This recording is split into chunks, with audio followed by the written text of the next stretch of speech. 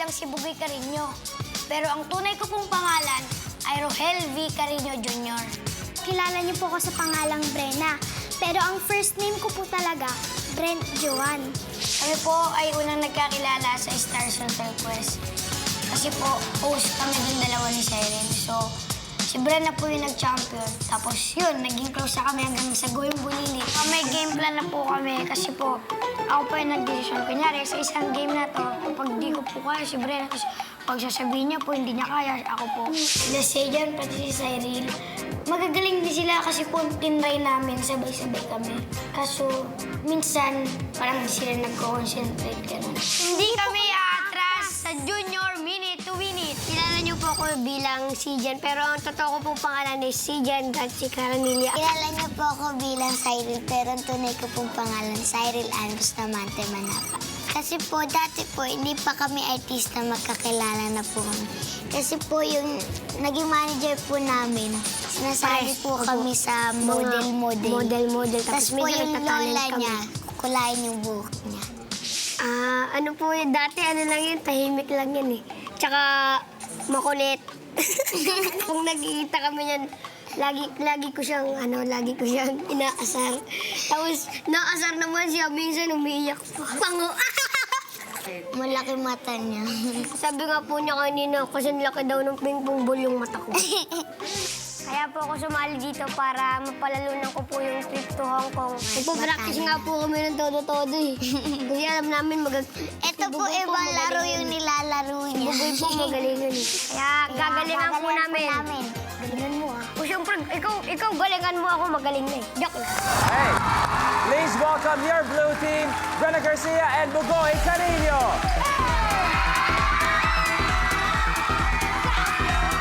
What's up, yo?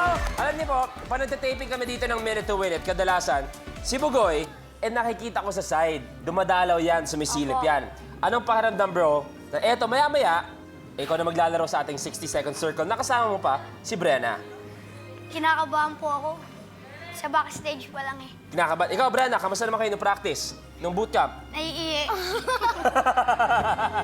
At ang balita ko, si Bugoy, medyo analytical eh. Lahat na pupunan niya, na kahit doon sa bootcamp, marami siyang napansin doon sa kabilang team. Na feeling mo, kaya ngayon, medyo may lamang kayo. Ano yung mga napansin mo yun sa kabilang team? Lagi po sila naglalaro, kaya po hindi sila nagpo-focus. Kumbaga, hindi nila sineseryoso yung laban. Oo, tama, oo. Pero eto, para malaman kung sino ang kanilang katunggali o makakalaban ngayong umaga, please welcome ang Red Team, Cyril Manaban and Zijan Haranilla.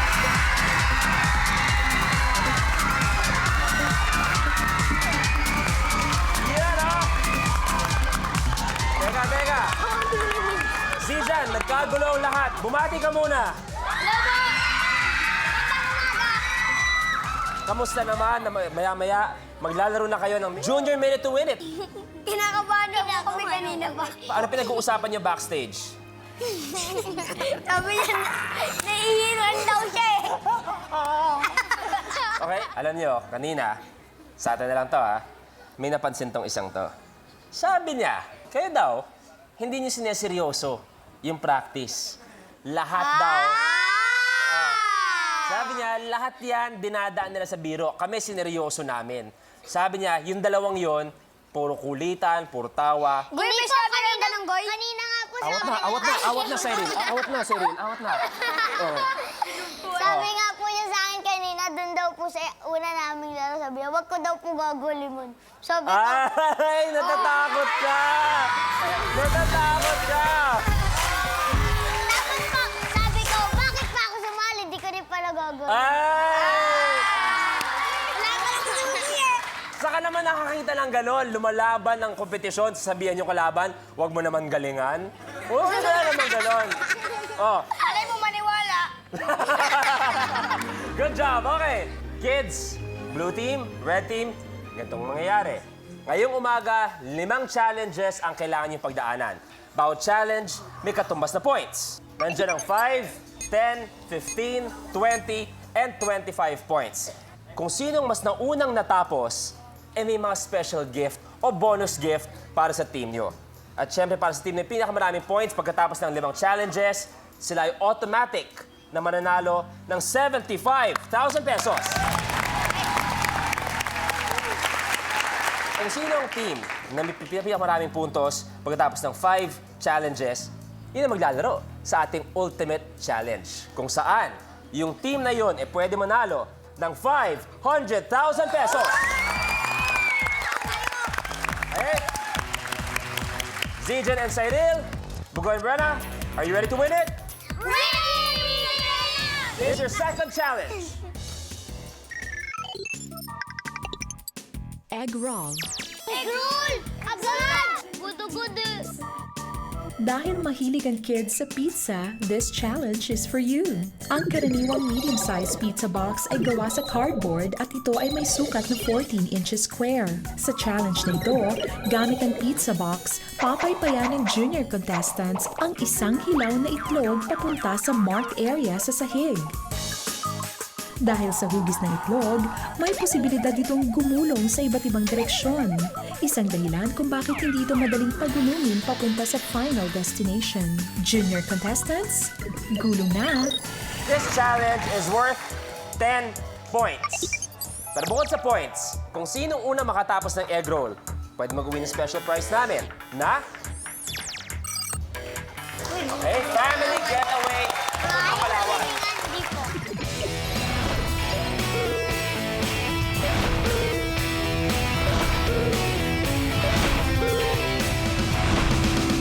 Gusto ko marinig kung sino mas malakas ang suporta, ang red team o ang blue team.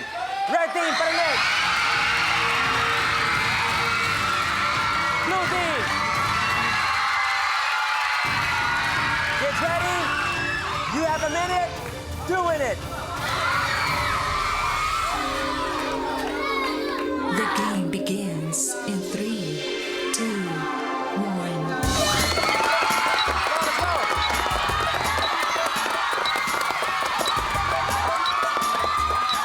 Dahan!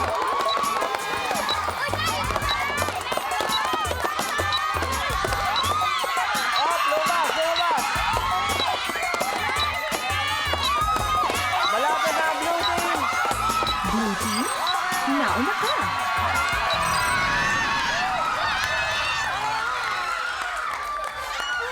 Dito kayo, kids! Dito kayo! Ang blue team nagawa in 22 seconds. Ang red team nagawa in 25 seconds. Pareho kayong may additional 10 points. Pero, ang Palawan Family Getaway goes to the blue team! Okay. Kung puntos naman ang usapan natin, pantay kayo sa puntos. Pero nagkakataon, papayag ba kayo na ang blue team medyo nakakadalawa na pagdating sa prizes? Toy collection, nasa kanila na. Family getaway to Palawan, nasa kanila na. Ayaw niyo ba ng konting mga bonus prize mula sa amin? Ang gandun lang po yun. Sa amin, yun na lahat sa amin. Ang gandun lang yun. Ano? Body rock, ano? Gawin na para malaman natin. Okay.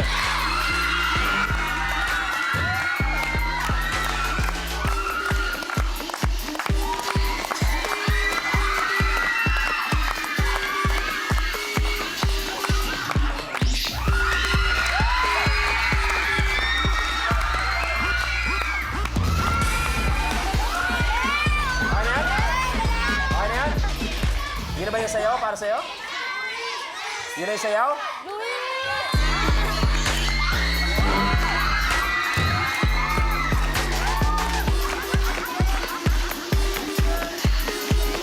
Ito na para matapos na yung usapan.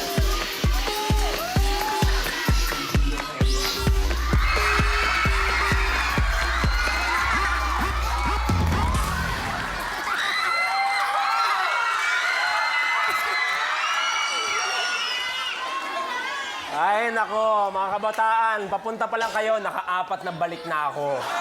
Ano ba? O ikaw, makataw ka! Ikaw, si Jan, isa pagsatang! Pasok lang!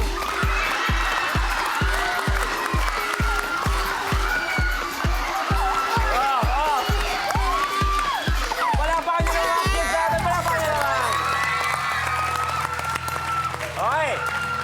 kids! May mga challenge pa tayo. Are you ready to win it? Here's your third challenge blueprint. Johnny Apple's fact. Ang pinakamalapad na parte ng isang mansanas or apple ay nasa itaas.